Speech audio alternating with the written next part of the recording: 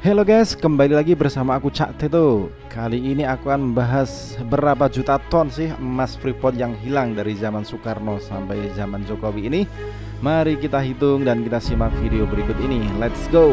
Kepada sumber itu, sebab di sanalah saudara akan menemukan kembali realnya revolusi. Tapi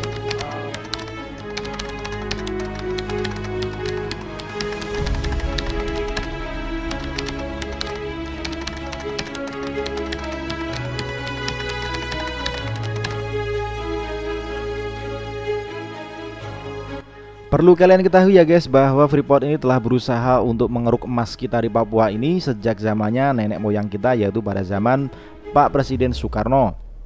Namun pada saat itu Pak Presiden Soekarno memberanikan diri dan merevisi kontrak karya pertama dengan menentukan bahwa 60% keuntungan adalah milik pemerintahan Indonesia. Hal ini membuat Freeport sangat kesulitan sekali bergerak.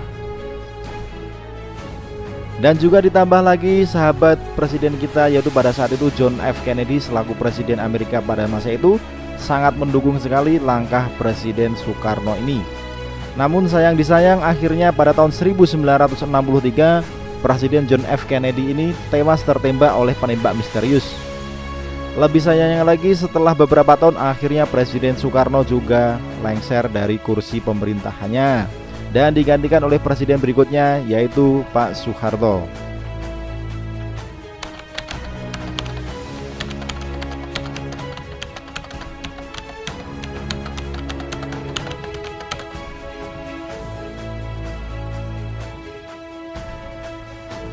Perlu kalian ketahui juga ya guys, belum ada 1 bulan pemerintahan Soeharto ini berjalan, akhirnya PT Freeport telah berhasil menandatangani kontrak karya mereka yang pertama, yaitu tepatnya pada Jumat 7 April tahun 1967, di mana dalam kontrak karya yang pertama ini disepakati bahwa royalti untuk pemerintahan Indonesia adalah sebesar 1,5% dari harga jual emas.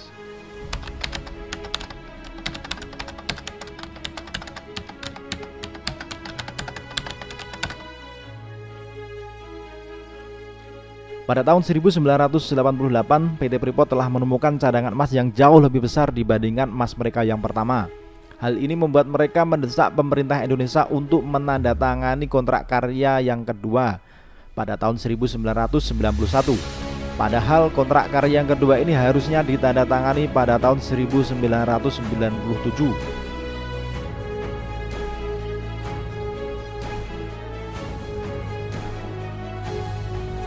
Dan dalam kontrak karya yang kedua ini membuat Indonesia semakin auto miskin, di mana mereka dengan bebas menjarah hasil kekayaan alam Indonesia. Mari kita lihat guys perbandingan dari kontrak karya 1 dan kontrak karya 2 sebagai berikut.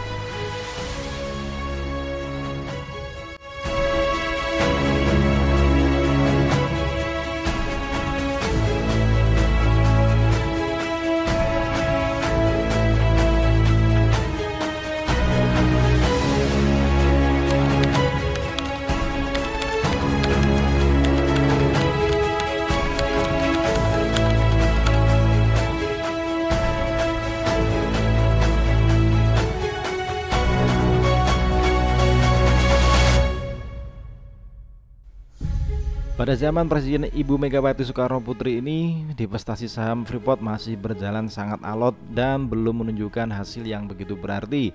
Meskipun pemerintah terus menekan dengan berbagai peraturan, namun tetap belum saja berhasil.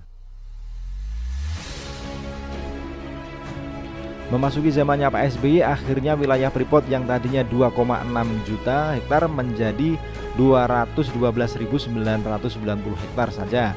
Hal ini dilakukan dengan 4 kali penciutan dengan berbagai kebijakan dan akhirnya bisa melepaskan 75% wilayah dari genggaman Freeport. Dan akhirnya pucuk dicinta ulang pun tiba guys. Setelah 30 tahun melakukan negosiasi, akhirnya pada zaman era Jokowi kita berhasil melakukan divestasi saham sebesar 51%. Hal ini tidak mudah sekali dan perlu perundingan yang sangat alot dan rumit sekali. Kita cukup berbangga diri dan akhirnya Indonesia kembali berdaulat atas kekayaan alamnya. Terima kasih Indonesia, terima kasih Pak Presiden, Terima kasih Pak Jokowi, bravo Indonesia. Tuhan menolong. Lalu kita bangkit. Lalu kita menggeletekkan kita punya stop kepada segala penyelewengan mental itu.